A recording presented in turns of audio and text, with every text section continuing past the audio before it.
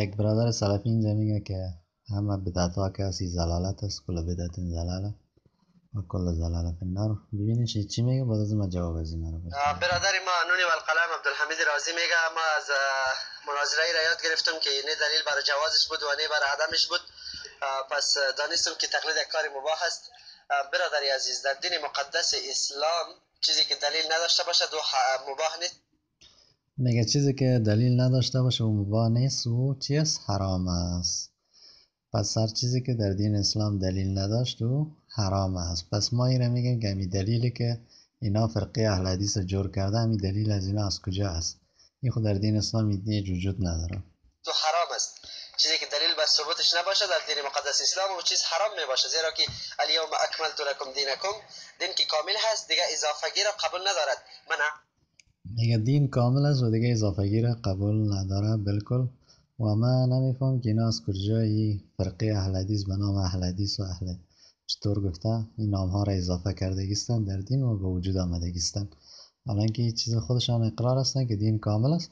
پس وقتی که دین کامل است ما ضرورت به قسم فرقه نداریم، چرا که دین ما کامل است. وجود قسم فرقه در دین بر ما ضرور نیست. عملا لیس علیه امرنا فهو رد. و هزارها دلیل دیگه چیزی نو که در دین پیدا شوه و شر الامور محدثاتها و کل محدثه بدعه. هر کاری نو پیدا بدعت است و کل بدعت ضلاله. و میگه هر کار نو پیدا بدعت است. ما هم امیره میگیم که این بدعت بسیار بزرگی است. فرقه اهل حدیث و این فرقه سلفی و اهل حدیث به نام اهل حدیث که پیدا شده، این واقعا یک بدعت بسیار بزرگ و کلان است در دین اسلام که وجود نداشت. وجود زیان از کجا پیدا شده و همین بدعت بزرگ است که اینا را یهود جور کرده.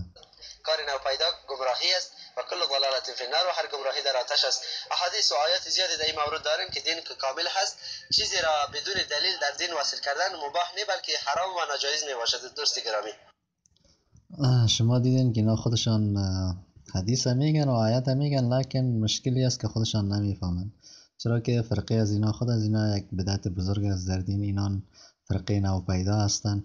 هر فرقه نو پیدا که مخالف اهل سنت والجماعه باشه، یعنی مخالف مذاهب الاربعه، این فرقه گمراه هست و در گمراهی از اینا هیچ شک نیست.